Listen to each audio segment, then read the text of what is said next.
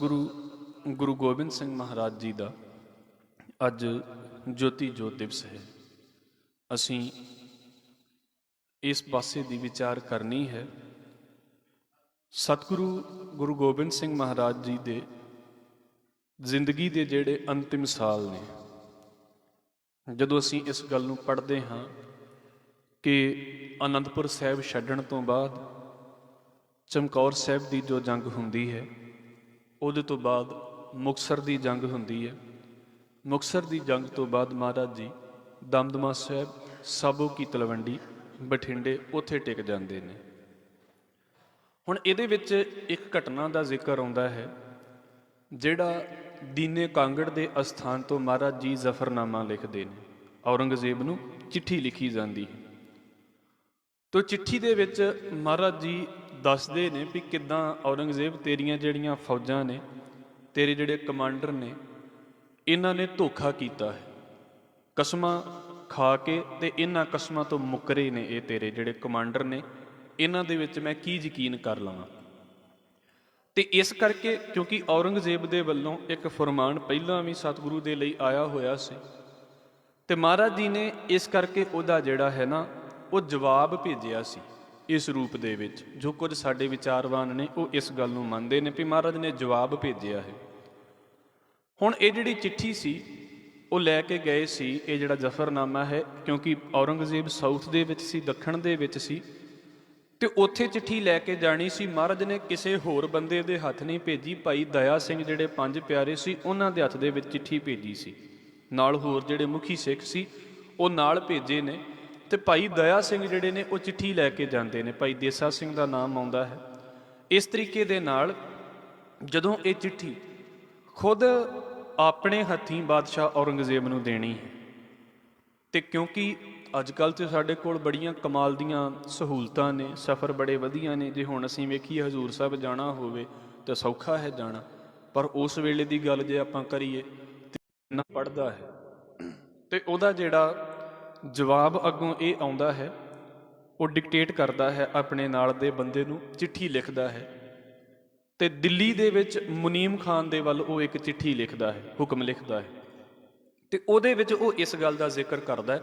ਜਦੋਂ ਉਹਨੂੰ ਇਸ ਗੱਲ ਦਾ ਪਤਾ ਲੱਗਦਾ ਵੀ ਗੁਰੂ ਗੋਬਿੰਦ ਸਿੰਘ ਮਹਾਰਾਜ ਦੇ ਨਾਲ ਇਹਨਾਂ ਨੇ ਕਿਹੜੀਆਂ ਝੂਠੀਆਂ ਸਹੁੰਆਂ ਖਾਧੀਆਂ ਤੇ ਕਿੱਥੋਂ ਇਹ ਮੁੱਕਰੇ ਨੇ, ਉਹ ਫਿਰ ਜਦੋਂ ਮੁਨੀਮ ਖਾਨ ਨੂੰ ਚਿੱਠੀ ਲਿਖਦਾ ਹੈ ਦਿੱਲੀ ਦੇ ਵਿੱਚ, ਤੇ ਉਹਦੇ ਵਿੱਚ ਇਸ ਗੱਲ ਨੂੰ ਕਹਿੰਦਾ ਵੀ ਤੁਸੀਂ ਗੁਰੂ ਗੋਬਿੰਦ ਸਿੰਘ ਮਹਾਰਾਜ ਦੇ ਨਾਲ ਸੁਲ੍ਹਾ ਕਰਨ ਦੀ ਕੋਸ਼ਿਸ਼ ਕਰੋ, ਤੁਸੀਂ ਗੁਰੂ ਗੋਬਿੰਦ ਸਿੰਘ ਮਹਾਰਾਜ ਦੇ ਨਾਲ ਵਾਰਤਾਲਾਪ ਕਰਨ ਦੀ ਗੱਲ ਕਰੋ, ਵੀ ਉਹਨਾਂ ਨਾਲ ਤੁਹਾਡੀ ਗੱਲਬਾਤ ਚੱਲੇ, ਤੇ ਉਹਨਾਂ ਨੂੰ ਰਿਸਪੈਕਟ ਦੇ ਨਾਲ ਤੁਸੀਂ ਦਿੱਲੀ ਬੁਲਾਓ, ਆਪਣੇ ਕੋਲ ਬੁਲਾਓ, ਤੇ ਔਰ ਇੱਦਾਂ ਬੁਲਾਉਣਾ ਹੈ ਜਿੱਦਾਂ ਕਿਸੇ ਦਾ ਸ਼ਾਹੀ ਸਤਿਕਾਰ ਕੀਤਾ ਜਾਂਦਾ ਹੈ, ਔਰ ਆਪਣੇ ਬੰਦੇ ਨਾਲ ਭੇਜਣੇ ਨੇ, ਰਿਸਪੈਕਟ ਦੇ ਨਾਲ ਉਹਨਾਂ ਨੂੰ ਲੈ ਕੇ ਆਉਣਾ ਹੈ।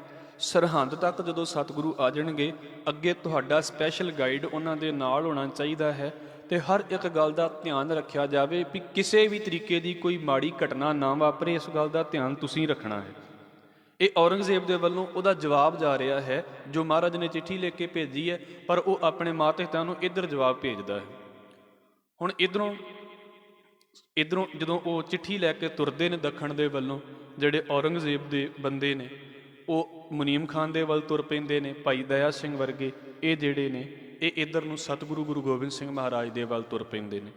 ਤੇ ਮੈਂ ਬੇਨਤੀ ਕਰਨੀ ਸੀ ਕਿ 1706 ਦੇ ਵਿੱਚ ਮਹਾਰਾਜ ਜੀ ਦਮਦਮਾ ਸਾਹਿਬ ਟਿਕੇ ਹੋਏ ਨੇ, ਤੇ ਸਮਾਂ ਜ਼ਿਆਦਾ ਬੀਤ ਗਿਆ, ਚਿੱਠੀ ਦਾ ਜਵਾਬ ਨਹੀਂ ਸੀ ਆਇਆ, ਤੇ ਔਰੰਗਜ਼ੇਬ ਦੀ ਉਮਰ ਵੀ ਕਾਫੀ ਹੋ ਚੁੱਕੀ ਸੀ। ਮਹਾਰਾਜ ਨੂੰ ਵੀ ਪਤਾ ਸੀ ਵੀ ਇਹਦੀ ਜਿਹੜੀ ਜ਼ਿੰਦਗੀ ਆ ਬਹੁਤੀ ਲੰਮੀ ਨਹੀਂ ਹੈ, ਕਿਉਂਕਿ ਉਹ ਬਜ਼ੁਰਗ ਹੋ ਚੁੱਕਾ ਸੀ ਕਾਫੀ, ਤੇ ਉਹਦਾ ਵੈਸੇ ਦੱਖਣ ਦੇ ਵਿੱਚੋਂ ਬਾਅਦ ਦੇ ਵਿੱਚ ਉਹਦੇ ਕੋਲੋਂ ਨਿਕਲਿਆ ਨਹੀਂ ਗਿਆ। ਚਲੋ ਇਹ ਲੰਮੀਆਂ ਚੌੜੀਆਂ ਘਟਨਾਵਾਂ ਨੇ। ਮਹਾਰਾਜ ਜੀ ਨੇ ਦੱਖਣ ਦੇ ਵੱਲ ਜਾਣ ਦੀ ਗੱਲ ਕਰ ਦਿੱਤੀ ਸਿੱਖਾਂ ਦੇ ਨਾਲ ਵੀ ਆਪਾਂ ਦੱਖਣ ਵੱਲ ਨੂੰ ਜਾਵਾਂਗੇ, ਦੱਖਣ ਸਾਊਥ ਇੰਡੀਆ ਜਿਹੜਾ ਹੁਣ ਦਾ, ਉਧਰ ਨੂੰ ਚੱਲਾਂਗੇ ਆਪਾਂ। ਤੇ ਸੰਗਤ ਨੇ ਸਵਾਲ ਵੀ ਕੀਤਾ ਵੀ ਮਹਾਰਾਜ ਕੀ ਲੋੜ ਪੈ ਗਈ ਹੈ ਦੱਖਣ ਜਾਣ ਦੀ, ਆਪਾਂ ਬੜਾ ਵਧੀਆ ਇੱਥੇ ਚੱਲੀ ਜਾ ਰਿਹਾ ਹੈ, ਸੰਗਤ ਬਹੁਤ ਵਧੀਆ ਤੁਹਾਡੇ ਕੋਲ ਦਮਦਮਾ ਸਾਹਿਬ ਜੁੜਦੀ ਹੈ, ਆਪਾਂ ਫਿਰ ਇਕੱਠੇ ਹੋ ਕੇ ਕੋਈ ਪ੍ਰਬੰਧ ਕਰ ਲਵਾਂਗੇ, ਭੱਠ ਪਏ ਦੱਖਣ ਵਾਲੀ ਜਿਹੜੀ ਗੱਲ ਆਉਂਦੀ ਹੈ। ਸਤਿਗੁਰੂ ਕਹਿੰਦੇ ਵੀ ਨਹੀਂ ਭਾਈ, ਸਾਨੂੰ ਉੱਥੇ ਵੀ ਕੰਮ ਹੈ। ਮਹਾਰਾਜ ਜੀ ਜਦੋਂ ਤੁਰਦੇ ਨੇ ਦਮਦਮਾ ਸਾਹਿਬ ਤੋਂ ਪਹਿਲਾਂ, ਤੇ ਇੱਥੇ ਇੱਕ ਅਖੰਡ ਪਾਠ ਸਾਹਿਬ ਹੋਣ ਦਾ ਜ਼ਿਕਰ, ਗੁਰੂ ਕੀਆਂ ਸਾਖੀਆਂ ਦਾ ਹਵਾਲਾ ਹੈ। ਵੀ ਮਹਾਰਾਜ ਜੀ ਨੇ ਪਾਠ ਸੁਣਿਆ ਹੈ, ਸੰਗਤ ਨੇ ਪਾਠ ਕੀਤਾ, ਦੇਗ ਵਰਤੀ ਹੈ। ਜਦੋਂ ਮੁਖੀ ਸਿੱਖਾਂ ਨੂੰ ਪਤਾ ਲੱਗਾ ਵੀ ਮਹਾਰਾਜ ਜੀ ਦੱਖਣ ਵੱਲ ਜਾ ਰਹੇ ਨੇ, ਉਹਦੇ ਵਿੱਚ ਬਾਬਾ ਬੁੱਢਾ ਸਾਹਿਬ ਦੀ ਵੰਸ਼ ਵਾਲੇ ਜਿਹੜੇ ਨੇ, ਉਹਨਾਂ ਦੇ ਅੱਗੇ ਪਰਿਵਾਰ ਦੇ ਜਿਹੜੇ ਮੈਂਬਰ ਨੇ, ਉਹ ਵੀ ਮਹਾਰਾਜ ਨੂੰ ਆ ਕੇ ਮਿਲਦੇ ਨੇ। ਭਾਈ ਮਨੀ ਸਿੰਘ ਜੀ ਅੰਮ੍ਰਿਤਸਰ ਤੋਂ ਮਹਾਰਾਜ ਨੂੰ ਮਿਲਣ ਦੇ ਲਈ ਜਾਂਦੇ ਨੇ ਆਪਣੇ ਜਥੇ ਦੇ ਨਾਲ। ਇੱਦਾਂ ਹੋਰ ਜਿਹੜੇ ਨੇ, ਹੋਰ ਮੁਖੀ ਸਿੱਖ ਉਸ ਵੇਲੇ ਨੇ, ਸੋਢੀਆਂ ਦੇ ਵਿੱਚੋਂ ਮੁਖੀ ਸਿੱਖ ਨੇ, ਉਹ ਸਾਰਿਆਂ ਦਾ ਨਾਮ ਗੁਰੂ ਕੀਆਂ ਸਾਖੀਆਂ ਦੇ ਵਿੱਚ ਆਉਂਦਾ ਹੈ ਅਤੇ ਉਹ ਸਾਰੇ ਮਹਾਰਾਜ ਜੀ ਨੂੰ ਮਿਲਦੇ ਨੇ। ਸਤਿਗੁਰੂ ਗੁਰੂ ਗੋਬਿੰਦ ਸਿੰਘ ਸੱਚੇ ਪਾਤਸ਼ਾਹ ਜੀ ਇੱਧਰੋਂ ਫਿਰ ਸਫ਼ਰ ਦੀ ਤਿਆਰੀ ਕਰਦੇ ਨੇ। ਹੁਣ ਇਹ ਜਿਹੜੇ ਦੋ ਹਵਾਲੇ ਨੇ ਜਿਹੜੇ ਇਸ ਗੱਲ ਨੂੰ ਮੰਨਦੇ ਨੇ ਵੀ ਗੁਰੂ ਗੋਬਿੰਦ ਸਿੰਘ ਮਹਾਰਾਜ ਜੀ ਦੱਖਣ ਦੇ ਵੱਲ ਕਿਉਂ ਗਏ, ਕਿਉਂਕਿ ਆਪਾਂ ਜਾਣਦੇ ਹਾਂ ਵੀ ਮਹਾਰਾਜ ਜੀ ਦਾ ਜਿਹੜਾ ਜੀਵਨ ਦਾ ਸਫ਼ਰ ਹੈ ਉਹ ਪਟਨਾ ਸਾਹਿਬ ਤੋਂ ਆਰੰਭ ਹੁੰਦਾ। ਪਟਨਾ ਸਾਹਿਬ ਤੋਂ ਮਹਾਰਾਜ ਜੀ ਅਨੰਦਪੁਰ ਸਾਹਿਬ ਦੇ ਵੱਲ ਆਉਂਦੇ ਨੇ, ਫਿਰ ਹਿਮਾਚਲ ਦੇ ਵੱਲ ਜਾਂਦੇ ਨੇ, ਪ੍ਰਚਾਰ ਦੌਰਿਆਂ ਦੇ ਉੱਤੇ ਜਾਂਦੇ ਨੇ, ਪਰ ਜ਼ਿਆਦਾ ਜਿਹੜਾ ਸੈਂਟਰ ਸੀ ਉਹ ਮਹਾਰਾਜ ਜੀ ਦਾ ਅਨੰਦਪੁਰ ਸਾਹਿਬ ਬਣਿਆ ਰਿਹਾ, ਜਾਂ ਥੋੜ੍ਹੇ ਸਮੇਂ ਲਈ ਪਾਉਂਟਾ ਸਾਹਿਬ ਬਣਿਆ। ਹੁਣ ਵਿਚਾਰ ਜਿਹੜੀ ਹੈ ਉਹ ਕਹਿੰਦੇ ਨੇ ਵੀ ਦੋ ਕਾਰਨ ਨੇ ਜਿਹਦੇ ਕਰਕੇ ਗੁਰੂ ਗੋਬਿੰਦ ਸਿੰਘ ਮਹਾਰਾਜ ਜੀ ਜਿਹੜੇ ਨੇ ਉਹ ਦੱਖਣ ਦੇ ਵੱਲ ਗਏ। ਨਹੀਂ ਤੇ ਇਧਰੋਂ ਇੱਕਦਮ ਸਾਬੋ ਕੀ ਤਲਵੰਡੀ ਛੱਡ ਕੇ ਤੇ ਦੱਖਣ ਦੇ ਵੱਲ ਜਾਣ ਦਾ ਕੋਈ ਬਹੁਤਾ ਵੱਡਾ ਕਾਰਨ ਨਹੀਂ ਬਣਦਾ, ਬੜਾ ਲੰਮਾ ਪੈਂਡਾ ਹੈ। ਤੇ ਸਤਿਗੁਰੂ ਨੇ ਫਿਰ ਕੀ ਕੀਤਾ ਹੈ, ਉਹ ਕਹਿੰਦੇ ਨੇ ਵੀ ਇੱਕ ਕਾਰਨ ਤੇ ਇਹ ਹੋ ਸਕਦਾ ਵੀ ਸਤਿਗੁਰੂ ਜੀ ਪ੍ਰਚਾਰ ਦੌਰੇ ਦੇ ਲਈ ਗਏ। ਦੂਜਾ ਕਾਰਨ ਇਹ ਹੋ ਸਕਦਾ ਹੈ, ਜਿਹੜੇ ਖਾਸ ਕਰਕੇ ਦੌਲਤ ਰਾਏ ਵਰਗੇ ਇਸ ਗੱਲ ਨੂੰ ਬੋਲਦੇ ਨੇ ਵੀ ਮਹਾਰਾਜ ਜੀ ਜਿਹੜੇ ਸੀ ਉਹ ਰਾਜਪੂਤਾਂ ਨੂੰ ਆਪਣੇ ਵੱਲ ਕਰਨਾ ਚਾਹੁੰਦੇ ਸੀ ਵੀ ਇਹਨਾਂ ਨੂੰ ਨਾਲ ਲੈ ਕੇ ਲੜਿਆ ਜਾਵੇ। ਉਹ ਤੇ ਦੂਜੀ ਗੱਲ ਵੀ ਬੋਲਦਾ ਵੀ ਪੰਜਾਬ ਦੇ ਵੱਲ ਉਹਨਾਂ ਨੂੰ ਜਿਹੜੀ ਹੈ ਉਹ ਉਦਾਸੀ ਹੋ ਗਈ ਸੀ। ਪਰ ਹਾਲਾਂਕਿ ਇਹ ਗੱਲ ਗਲਤ ਹੈ, ਕਿਉਂਕਿ ਜਿਹੜੇ ਨੇ ਸਾਬੋ ਕੀ ਤਲਵੰਡੀ ਦੇ ਵਿੱਚ ਕਿੰਨੇ ਜਿਹੜੇ ਆ ਕੇ ਸੰਗਤਾਂ ਅੰਮ੍ਰਿਤ ਛਕਦੀਆਂ ਨੇ। ਚਲੋ ਇਹ ਪਾਸਾ ਵੱਖਰਾ ਹੈ। ਇਹ ਦੋ ਕਾਰਨ ਨੇ ਵੀ ਮਹਾਰਾਜ ਜੀ ਰਾਜਪੂਤਾਂ ਨੂੰ ਜਾ ਕੇ ਤੇ ਆਪਣੇ ਨਾਲ ਰਲਾਉਣਾ ਚਾਹੁੰਦੇ ਸੀ, ਤੇ ਜਾਂ ਫਿਰ ਇੱਕ ਕਾਰਨ ਹੋਰ ਬਣ ਗਿਆ ਵੀ ਮਹਾਰਾਜ ਜੀ ਪ੍ਰਚਾਰ ਦੇ ਲਈ ਗਏ। ਜਿਵੇਂ ਕਿਵੇਂ ਵੀ ਹੋਵੇ, ਮਹਾਰਾਜ ਜੀ ਇੱਧਰੋਂ ਤੁਰਦੇ ਨੇ। ਸਤਿਗੁਰੂ ਨੇ ਅਜੇ ਭਾਈ ਦਇਆ ਸਿੰਘ ਮਹਾਰਾਜ ਜੀ ਨੂੰ ਆ ਕੇ ਮਿਲੇ ਨਹੀਂ ਨੇ, ਜਿਨ੍ਹਾਂ ਨੇ ਚਿੱਠੀ ਦਾ ਜਵਾਬ ਲੈ ਕੇ ਆਉਣਾ ਹੈ। ਤੇ ਉਸ ਵੇਲੇ ਜਦੋਂ ਗੁਰੂ ਸਾਹਿਬ ਤੁਰਦੇ ਨੇ, ਮੁਖੀ ਸਿੱਖ ਮਹਾਰਾਜ ਜੀ ਦੇ ਨਾਲ ਕੁਝ ਸਮੇਂ ਤੱਕ ਜਾਂਦੇ ਨੇ। ਭਾਈ ਤਰਲੋਕ ਸਿੰਘ ਦਾ ਜ਼ਿਕਰ ਆਉਂਦਾ, ਭਾਈ ਰਾਮ ਸਿੰਘ ਦਾ ਜ਼ਿਕਰ ਆਉਂਦਾ। ਇੱਕ ਅਸਥਾਨ ਹੈ ਭਗੌਰ ਦਾ ਅਸਥਾਨ, ਰਾਜਸਥਾਨ ਦਾ ਅਸਥਾਨ ਹੈ। ਸਤਿਗੁਰੂ ਦੀ ਯਾਦ ਦੇ ਵਿੱਚ ਗੁਰਦੁਆਰਾ ਸਾਹਿਬ ਹੈ ਇੱਥੇ। ਇਸ ਅਸਥਾਨ ਦੇ ਉੱਤੇ ਜਦੋਂ ਮਹਾਰਾਜ ਜੀ ਜਾ ਕੇ ਟਿਕਦੇ ਨੇ ਤੇ ਮਹਾਰਾਜ ਜੀ ਨੂੰ ਪਤਾ ਲੱਗ ਜਾਂਦਾ ਵੀ ਔਰੰਗਜ਼ੇਬ ਚੜ੍ਹਾਈ ਕਰ ਗਿਆ। ਹੁਣ ਜਾਣਾ ਤੇ ਅਸਲ ਦੇ ਵਿੱਚ ਮਹਾਰਾਜ ਜੀ ਨੇ ਔਰੰਗਜ਼ੇਬ ਨੂੰ ਮਿਲਣ ਦੇ ਲਈ ਸੀ ਵੀ ਸੌਟ ਆਊਟ ਕੀਤਾ ਜਾਵੇ ਜਿਹੜਾ ਮਸਲਾ ਅਨੰਦਪੁਰ ਸਾਹਿਬ ਦੇ ਵਿੱਚ ਖੜਾ ਹੋਇਆ ਸੀ ਵੀ ਬੇਦੋਸ਼ੇ ਜਿਹੜੇ ਸਿੰਘ ਮਾਰੇ ਗਏ ਨੇ, ਅਨੰਦਪੁਰ ਸਾਹਿਬ ਦੇ ਉੱਤੇ ਹਮਲਾ ਹੋਇਆ ਹੈ। ਮਹਾਰਾਜ ਜੀ ਨੇ ਉਹਦਾ ਜਵਾਬ ਗੱਲ ਕੀਤੀ ਸੀ ਤੇ ਉਹਦੇ ਮਸਲੇ ਦਾ ਹੱਲ ਕਰਨਾ ਸੀ। ਔਰੰਗਜ਼ੇਬ ਵੀ ਇਹੋ ਹੀ ਚਾਹੁੰਦਾ ਸੀ ਵੀ ਦਿੱਲੀ ਦੇ ਵਿੱਚ ਬੁਲਾਓ ਗੁਰੂ ਗੋਬਿੰਦ ਸਿੰਘ ਮਹਾਰਾਜ ਨੂੰ ਤੇ ਬਾਅਦ ਦੇ ਵਿੱਚ ਮੁਲਾਕਾਤ ਦਾ ਪ੍ਰਬੰਧ ਕੀਤਾ ਜਾ ਸਕੇ। ਹੁਣ ਸਤਿਗੁਰੂ ਜੀ ਆਪ ਮੁਲਾਕਾਤ ਕਰਨ ਦੇ ਲਈ ਜਦੋਂ ਤੁਰੇ ਨੇ ਉਹਦੇ ਵੱਲ, ਤੇ ਉਹ ਰਸਤੇ ਦੇ ਵਿੱਚ ਉਹਨਾਂ ਨੂੰ ਖਬਰ ਮਿਲ ਗਈ ਹੈ ਭਗੌਰ ਦੇ ਵਿੱਚ ਵੀ ਔਰੰਗਜ਼ੇਬ ਜਿਹੜਾ ਹੈ ਉਹ ਚੜ੍ਹਾਈ ਕਰ ਗਿਆ। ਮਹਾਰਾਜ ਜੀ ਉੱਥੋਂ ਫਿਰ ਦੱਖਣ ਨਹੀਂ ਜਾਂਦੇ, ਭਗੌਰ ਤੋਂ ਦਿੱਲੀ ਵੱਲ ਨੂੰ ਹੋ ਜਾਂਦੇ ਨੇ। ਉਹਦਾ ਇੱਕ ਰੀਜ਼ਨ ਇਹ ਹੈ ਵੀ ਬਹਾਦਰ ਸ਼ਾਹ ਜਿਹੜਾ ਹੈ ਉਹ ਔਰੰਗਜ਼ੇਬ ਤੋਂ ਬਾਅਦ ਜਿਹੜਾ ਬੈਠਦਾ ਹੈ, ਔਰੰਗਜ਼ੇਬ ਦਾ ਬੇਟਾ ਹੈ, ਉਹਦੀ ਜਿਹੜੀ ਹੈ ਉਹ ਬੇਨਤੀ ਕਰਦਾ ਹੈ ਭਾਈ ਨੰਦ ਲਾਲ ਦੇ ਦੁਆਰਾ। ਭਾਈ ਨੰਦ ਲਾਲ ਕਿਉਂਕਿ ਉਹਦਾ ਉਸਤਾਦ ਸੀ, ਟੀਚਰ ਸੀ, ਉਹਦੇ ਦੁਆਰਾ ਬੇਨਤੀ ਕਰਦਾ ਵੀ ਗੁਰੂ ਗੋਬਿੰਦ ਸਿੰਘ ਮਹਾਰਾਜ ਨੂੰ ਕਹੋ ਸਾਡੀ ਮਦਦ ਕਰੇ। ਹਾਲਾਂਕਿ ਮਹਾਰਾਜ ਦੇ ਕੋਲ ਫੌਜ ਵੱਡੀ ਨਹੀਂ ਸੀ, ਪਰ ਧਾਰਮਿਕ ਤਾਕਤ ਹੋਣ ਦੇ ਕਰਕੇ ਉਹ ਮਹਾਰਾਜ ਜੀ ਦਾ ਸਤਿਕਾਰ ਕਰਦਾ ਸੀ। ਭਾਈ ਨੰਦ ਲਾਲ ਨੇ ਦੱਸਿਆ ਸੀ ਉਹਦੇ ਬਾਰੇ, ਤੇ ਉਹਨੇ ਗੁਰੂ ਗੋਬਿੰਦ ਸਿੰਘ ਮਹਾਰਾਜ ਨੂੰ ਬੇਨਤੀ ਕੀਤੀ ਸੀ ਵੀ ਸੱਚੇ ਪਾਤਸ਼ਾਹ ਵੀ ਤੁਸੀਂ ਮਦਦ ਕਰੋ। ਇਹ ਕਵੀ ਸੰਤੋਖ ਸਿੰਘ ਹੋਣਾ ਦਾ ਹਵਾਲਾ ਹੈ। ਹੁਣ ਸਤਿਗੁਰੂ ਜੀ ਕੁਝ ਜਿਹੜੀ ਹੈ ਇੱਦਾਂ ਕਹਿ ਲਓ ਵੀ ਸਿੱਖ ਫੌਜ ਭੇਜ ਕੇ ਤੇ ਉਹਦੀ ਮਦਦ ਕਰਦੇ ਨੇ। ਜ਼ਿਆਦਾ ਵੱਡੀ ਗਿਣਤੀ ਦੇ ਵਿੱਚ ਨਹੀਂ ਸੀ, ਇਸ ਕਰਕੇ ਬਹੁਤੇ ਇਸਲਾਮੀ ਜਿਹੜੇ ਸੋਰਸ ਨੇ ਉਹਨਾਂ ਦੇ ਵਿੱਚ ਇਹਦਾ ਜ਼ਿਕਰ ਨਹੀਂ ਆਇਆ। ਜਦੋਂ ਉਹਨੇ ਮਹਾਰਾਜ ਜੀ ਨੇ ਉਹਦੀ ਮਦਦ ਕੀਤੀ ਹੈ ਤੇ ਜੈਜੋਂ ਦੇ ਅਸਥਾਨ ਦੇ ਉੱਤੇ ਮੁਅੱਜ਼ਮ ਦੀ ਤੇ ਆਜ਼ਮ ਦੀ, ਬਹਾਦਰ ਸ਼ਾਹ ਦੀ ਤੇ ਉਹਦਾ ਜਿਹੜਾ ਭਰਾ ਹੈ, ਇਹਨਾਂ ਦੋਵਾਂ ਦੀ ਲੜਾਈ ਹੁੰਦੀ ਹੈ। ਜੈਜੋਂ ਦਾ ਅਸਥਾਨ ਆਗਰੇ ਦੇ ਨੇੜੇ, ਇਸ ਥਾਂ ਦੇ ਉੱਤੇ ਲੜਾਈ ਹੁੰਦੀ ਹੈ ਤੇ ਬਹਾਦਰ ਸ਼ਾਹ ਦੇ ਕੋਲ ਫੌਜ ਬਹੁਤੀ ਨਹੀਂ ਸੀ, ਪਰ ਬਹਾਦਰ ਸ਼ਾਹ ਫਿਰ ਵੀ ਜਿੱਤ ਜਾਂਦਾ, ਆਜ਼ਮ ਮਾਰਿਆ ਜਾਂਦਾ। ਬਹਾਦਰ ਸ਼ਾਹ ਜਿੱਤ ਜਾਂਦਾ ਤੇ ਹਿੰਦੁਸਤਾਨ ਦੇ ਤਖਤ ਦੇ ਉੱਤੇ ਬੈਠਦਾ। ਮਹਾਰਾਜ ਜੀ ਜਦੋਂ ਕਿਉਂਕਿ ਭਗੌਰ ਤੋਂ ਦਿੱਲੀ ਵੱਲ ਨੂੰ ਆ ਜਾਂਦੇ ਨੇ, ਵਰਿੰਦਾਵਨ ਤੋਂ ਹੁੰਦੇ, ਮਥੁਰਾ ਤੋਂ ਹੁੰਦੇ ਹੋਏ ਮਹਾਰਾਜ ਜੀ ਇੱਥੇ ਆ ਕੇ ਜਦੋਂ ਉਹਦੀ ਫਿਰ ਮੀਟਿੰਗ ਸਤਿਗੁਰੂ ਦੀ ਹੁੰਦੀ ਹੈ ਬਹਾਦਰ ਸ਼ਾਹ ਦੇ ਨਾਲ, ਇਹਦਾ ਜ਼ਿਕਰ ਉੱਥੇ ਵੀ ਰੋਜ਼ਨਾਮਚੇ ਦੇ ਵਿੱਚ ਆਉਂਦਾ। ਮੀਟਿੰਗ ਦੇ ਵਿੱਚ ਇਹ ਗੱਲ ਹੁੰਦੀ ਹੈ ਵੀ ਬਾਦਸ਼ਾਹ ਜਿਹੜਾ ਹੈ ਉਹ ਗੁਰੂ ਗੋਬਿੰਦ ਸਿੰਘ ਮਹਾਰਾਜ ਜੀ ਦਾ ਧੰਨਵਾਦ ਕਰਦਾ ਹੈ, ਔਰ ਬੇਨਤੀ ਇਸ ਪਾਸੇ ਤੋਂ ਰੱਖ ਦੇਵਾਂ ਸਤਿਗੁਰੂ ਜੀ ਜਿਸ ਵੇਲੇ ਬਹਾਦਰ ਸ਼ਾਹ ਦੇ ਦਰਬਾਰ ਦੇ ਵਿੱਚ ਹਾਜ਼ਰ ਹੋਏ ਸੀ, ਬਾਦਸ਼ਾਹ ਦੇ ਦਰਬਾਰ ਦੇ ਵਿੱਚ ਆਏ ਸੀ, ਤੇ ਆਮ ਇੱਕ ਖਿਆਲ ਇਹ ਹੈ, ਬਾਦਸ਼ਾਹ ਜਿਹੜਾ ਹੈ ਨਾ, ਜਦੋਂ ਕਿਸੇ ਚੀਜ਼ ਨੂੰ ਦਿੰਦਾ ਹੈ ਤੇ ਉਹ ਪਹਿਨਣੀ ਪੈਂਦੀ ਹੈ, ਖਿੱਲਤ ਜਿਹੜੀ ਮਿਲਦੀ ਹੈ ਬਾਦਸ਼ਾਹ ਦੇ ਵੱਲੋਂ, ਉਹ ਉਸੇ ਵੇਲੇ ਸਰੀਰ ਦੇ ਉੱਤੇ ਧਾਰਨ ਕਰਨੀ ਪੈਂਦੀ ਹੈ। ਇੱਕ ਤੁਖ ਤੁਖੀ ਜਾਂ ਹੋਰ ਜਿਹੜੀਆਂ ਜੜਾਊ ਚੀਜ਼ਾਂ ਸੀ ਨਾ, ਉਹ ਬਾਦਸ਼ਾਹ ਦੇ ਵੱਲੋਂ ਮਹਾਰਾਜ ਦੇ ਅੱਗੇ ਭੇਟ ਕੀਤੀਆਂ ਗਈਆਂ ਸੀ। ਤੇ ਮਹਾਰਾਜ ਨੇ ਕੀ ਕੀਤਾ, ਸਿਰਫ ਹੱਥ ਲਾ ਕੇ ਤੇ ਆਪਣੇ ਜਿਹੜੇ ਚੌਰ ਬਰਦਾਰ ਸੀ ਨਾਲ, ਉਹਨਾਂ ਨੂੰ ਫੜਾ ਦਿੱਤੀਆਂ, ਮਹਾਰਾਜ ਨੇ ਧਾਰਨ ਨਹੀਂ ਕੀਤੀਆਂ। ਹਾਲਾਂਕਿ ਬਾਦਸ਼ਾਹ ਦੇ ਸਾਹਮਣੇ ਉਹ ਚੀਜ਼ਾਂ ਪਾਉਣੀਆਂ ਪੈਂਦੀਆਂ ਨੇ ਵੀ ਬਾਦਸ਼ਾਹ ਦੇ ਵੱਲੋਂ ਬਖਸ਼ਿਸ਼ ਹੋਈ ਹੈ। ਇਹਦਾ ਇੱਕ ਕਾਰਨ ਤੇ ਇਹ ਬਣ ਗਿਆ ਵੀ ਇੱਕ ਬਾਦਸ਼ਾਹ ਜਿਹੜਾ ਹੈ ਉਹ ਗੁਰੂ ਗੋਬਿੰਦ ਸਿੰਘ ਮਹਾਰਾਜ ਨੂੰ ਸਿਰਫ ਆਮ ਜਿਹਾ ਬੰਦਾ ਨਹੀਂ ਮੰਨਦਾ, ਉਹਨੂੰ ਧਾਰਮਿਕ ਸ਼ਖਸੀਅਤ ਮੰਨਦਾ ਹੈ ਵੀ ਇਹ ਜਿਹੜੇ ਸਤਿਗੁਰੂ ਨੇ, ਇਹਨਾਂ ਨੇ ਮੇਰੀ ਮਦਦ ਕੀਤੀ ਹੈ, ਤੇ ਉਹਨੇ ਇਸ ਗੱਲ ਦਾ ਗੁੱਸਾ ਵੀ ਨਹੀਂ ਕੀਤਾ। ਹਾਲਾਂਕਿ ਜਿਹੜੇ ਉੱਥੇ ਬੈਠੇ ਕਾਜੀ ਸੀ ਨਾ, ਉਹ ਇਸ ਗੱਲ ਤੋਂ ਮੱਚੇ ਵੀ ਸੀ ਵੀ ਬਾਦਸ਼ਾਹ ਕਿਸੇ ਚੀਜ਼ ਨੂੰ ਦਵੇ ਤੇ ਜਿਹੜਾ ਅੱਗੇ ਲੈਣ ਵਾਲਾ ਹੈ ਉਹਨੂੰ ਸਰੀਰ ਦੇ ਉੱਤੇ ਪਾਉਣੀ ਚਾਹੀਦੀ ਸੀ। ਮਹਾਰਾਜ ਦਾ ਜ਼ਿਕਰ ਵੀ ਆਉਂਦਾ ਹੈ ਧੌਲ ਦੀ ਸੰਗਤ ਦੇ ਨਾਂ ਦੇ ਉੱਤੇ ਵੀ ਸਾਡੀ ਬਾਦਸ਼ਾਹ ਦੇ ਨਾਲ ਬੜੀ ਵਧੀਆ ਗੱਲਬਾਤ ਚੱਲਦੀ ਪਈ ਹੈ, ਕੋਈ ਨਾ ਕੋਈ ਮਸਲਾ ਹੱਲ ਹੋ ਜਾਵੇਗਾ। ਉਹ ਜਦੋਂ ਇੱਥੋਂ ਇਹ ਗੱਲ ਚੱਲਦੀ ਹੈ ਤੇ ਇੱਥੋਂ ਫਿਰ ਸਤਿਗੁਰੂ ਗੁਰੂ ਗੋਬਿੰਦ ਸਿੰਘ ਮਹਾਰਾਜ ਜੀ, ਬਹਾਦਰ ਸ਼ਾਹ, ਇਹਨਾਂ ਦੀਆਂ ਮੁਲਾਕਾਤਾਂ ਲਗਭਗ ਹੋਣੀਆਂ ਸ਼ੁਰੂ ਹੋ ਜਾਂਦੀਆਂ ਨੇ। ਲੰਮੇ ਵਕਫੇ ਦੇ ਬਾਅਦ, ਛੋਟੇ ਵਕਫੇ ਦੇ ਬਾਅਦ ਕਿਤੇ ਨਾ ਕਿਤੇ ਜਿਹੜੀਆਂ ਨੇ ਉਹ ਗੱਲ ਹੋ ਜਾਂਦੀ ਹੈ। ਤੇ ਗੱਲਾਂ ਦੇ ਵਿੱਚ ਲਗਭਗ ਇਹੋ ਮਸਲਾ ਚੱਲਦਾ ਹੈ ਵੀ ਮਹਾਰਾਜ ਜੀ ਨੇ ਕਿਹਾ ਸੀ ਵੀ ਭਾਈ ਈਮਾਨ ਲੈ ਕੇ ਆਓ, ਇਮਾਨਦਾਰੀ ਦੇ ਨਾਲ ਰਾਜ ਕਰੋ, ਕਿਸੇ ਦੇ ਨਾਲ ਧੱਕਾ ਨਾ ਕਰੋ, ਤੇ ਜਿਨ੍ਹਾਂ ਨੇ ਧੱਕੇ ਕੀਤੇ ਨੇ ਉਹਨਾਂ ਨੂੰ ਸਜ਼ਾ ਦਿਓ। ਹੁਣ ਸੁਭਾਵਿਕ ਜੀ ਗੱਲ ਸੀ ਵੀ ਜਿੱਥੋਂ ਸਜ਼ਾ ਦੀ ਗੱਲ ਆਉਂਦੀ ਹੈ ਤੇ ਸਜ਼ਾ ਦੇ ਵਿੱਚ ਸਭ ਤੋਂ ਪਹਿਲਾ ਨੰਬਰ ਆਉਣਾ ਸੀ ਵਜ਼ੀਰ ਖਾਨ ਦਾ। ਇਹ ਸਰਹੰਦ ਦਾ ਨਵਾਬ ਸੀ। ਮਹਾਰਾਜ ਗੁਰੂ ਗੋਬਿੰਦ ਸਿੰਘ ਸੱਚੇ ਪਾਤਸ਼ਾਹ ਜੀ ਦੇ ਵੇਲੇ ਜਦੋਂ ਅਨੰਦਪੁਰ ਸਾਹਿਬ ਦੇ ਉੱਤੇ ਹਮਲਾ ਹੋਇਆ ਹੈ ਤੇ ਇਹਦੇ ਵਿੱਚ ਇਹਦਾ ਜਿਹੜਾ ਸਭ ਤੋਂ ਜ਼ਿਆਦਾ ਵੱਡਾ ਰੋਲ ਹੈ, ਬਾਕੀ ਵੀ ਉਹਦੇ ਵਿੱਚ ਆਉਂਦੇ ਨੇ, ਪਿੱਛੇ ਔਰੰਗਜ਼ੇਬ ਵੀ ਨਹੀਂ ਹੈ, ਪਰ ਇਹਦਾ ਸਭ ਤੋਂ ਜ਼ਿਆਦਾ ਵੱਡਾ ਰੋਲ ਸੀ ਕਿਉਂਕਿ ਇਹ ਸਭ ਤੋਂ ਨੇੜੇ ਹੈ ਅਨੰਦਪੁਰ ਦੇ। ਇਹ ਜਿਹੋ ਜਿਹੀਆਂ ਖਬਰਾਂ ਬਣਾ ਕੇ ਭੇਜੇਗਾ, ਅੱਗੋਂ ਜਵਾਬ ਵੀ ਫਿਰ ਉੱਦਾਂ ਦੇ ਹੀ ਆਉਣਗੇ। ਤੇ ਜਦੋਂ ਮਹਾਰਾਜ ਨੇ ਇਸ ਗੱਲ ਨੂੰ ਕਹਿਣਾ ਸੀ ਵੀ ਭਾਈ ਤੁਸੀਂ ਸਜ਼ਾਵਾਂ ਦਿਓ ਜਿਨ੍ਹਾਂ ਨੇ ਬੇਦੋਸ਼ੇ ਲੋਕਾਂ ਨੂੰ ਮਾਰਿਆ ਹੈ, ਤਾਂ ਵਜ਼ੀਰ ਖਾਨ ਨੂੰ ਪਤਾ ਸੀ ਵੀ ਨਾ ਇੱਕ ਦਿਨ ਤਾਂ ਨੰਬਰ ਆਪਣਾ ਲੱਗਣਾ ਹੀ ਲੱਗਣਾ। ਤਾਂ ਵਜ਼ੀਰ ਖਾਨ ਆਪਣੀ ਚਾਲ ਦੇ ਵਿੱਚ ਸੀ। ਸਤਿਗੁਰੂ ਜੀ ਦੀ ਬਹਾਦਰ ਸ਼ਾਹ ਦੇ ਨਾਲ ਗੱਲਬਾਤ ਚੱਲਦੀ ਹੈ ਤੇ ਮਹਾਰਾਜ ਹੁਕਮਨਾਮੇ ਦੇ ਵਿੱਚ ਲਿਖ ਕੇ ਭੇਜਦੇ ਨੇ ਧੌਲ ਦੀ ਸੰਗਤ ਨੂੰ ਵੀ ਸਾਡਾ ਬੜਾ ਵਧੀਆ ਗੱਲਬਾਤ ਚੱਲਦੀ ਪਈ ਹੈ ਫੌਜਾਂ ਬਹਾਦਰ ਸ਼ਾਹ ਦੇ ਨਾਲ, ਬਾਦਸ਼ਾਹ ਦੇ ਨਾਲ, ਤੇ ਅਸੀਂ ਜਲਦੀ ਹੀ ਇੱਧਰ ਨੂੰ ਵਾਪਸ ਅਨੰਦਪੁਰ ਸਾਹਿਬ ਦੇ ਵੱਲ ਨੂੰ ਆਵਾਂਗੇ। ਇਹ ਹੁਕਮਨਾਮਾ ਹੈ ਵੀ ਅਨੰਦਪੁਰ ਸਾਹਿਬ ਦੇ ਵੱਲ ਨੂੰ ਆਵਾਂਗੇ। ਪਰ ਇੱਦਾਂ ਕਹਿ ਲਓ ਫਿਰ ਸਮੇਂ ਦੇ ਵਿੱਚ ਪ੍ਰਿੰਸੀਪਲ ਸਤਬੀਰ ਸਿੰਘ ਤੇ ਕਹਿੰਦੇ ਨੇ ਵੀ ਆਗਰੇ ਦੇ ਵਿੱਚ ਹੀ ਹਿਸਟਰੀ ਬਦਲ ਜਾਣੀ ਸੀ, ਪਰ ਸਮੇਂ ਨੂੰ ਥੋੜ੍ਹਾ ਜਿਹਾ ਕੁਝ ਹੋਰ ਹੀ ਮਨਜ਼ੂਰ ਸੀ। ਇੱਧਰ ਸਾਊਥ ਦੇ ਵਿੱਚ ਬਹਾਦਰ ਸ਼ਾਹ ਦਾ ਭਰਾ ਸੀ ਕਾਮ ਬਖਸ਼, ਉਹਨੇ ਬਗਾਵਤ ਕਰ ਦਿੱਤੀ। ਬਾਦਸ਼ਾਹ ਜਿਹੜਾ ਸੀ ਉਹ ਬਹਾਦਰ ਸ਼ਾਹ ਸੀ, ਉਹਨੇ ਬਗਾਵਤ ਕਰ ਦਿੱਤੀ। ਹੁਣ ਉਹਦੀ ਬਗਾਵਤ ਨੂੰ ਦਬਾਉਣ ਦੇ ਲਈ ਬਹਾਦਰ ਸ਼ਾਹ ਜਿਹੜਾ ਹੈ ਉਹ ਦੱਖਣ ਦੇ ਵੱਲ ਤੁਰ ਪੈਂਦਾ। ਹੋਣਾ ਤਾਂ ਉਹਨੇ ਰਾਜਪੂਤਾਂ ਦੇ ਵੱਲ ਵੀ ਸੀ, ਪਰ ਉਹ ਉਧਰ ਤੁਰ ਪੈਂਦਾ ਹੈ, ਸਮਾਂ ਨਹੀਂ ਉਹਦੇ ਕੋਲ ਇੰਨਾ। ਮਹਾਰਾਜ ਕੀ ਕਰਦੇ ਨੇ ਵੀ ਅਜੇ ਗੱਲਬਾਤ ਕਿਸੇ ਸਿਰੇ ਦੇ ਉੱਤੇ ਨਹੀਂ ਲੱਗੀ, ਗੱਲਬਾਤ ਕਿਸੇ ਸਿਰੇ ਦੇ ਉੱਤੇ ਲੱਗ ਜਾਵੇ, ਇਸ ਕਰਕੇ ਸਤਿਗੁਰੂ ਆਪਣਾ ਕੈਂਪ ਨਾਲ ਤੋਰਦੇ ਨੇ ਵੀ ਇਹਦੇ ਨਾਲ ਗੱਲਬਾਤ ਹੁੰਦੀ ਰਹੇ ਸਾਡੀ।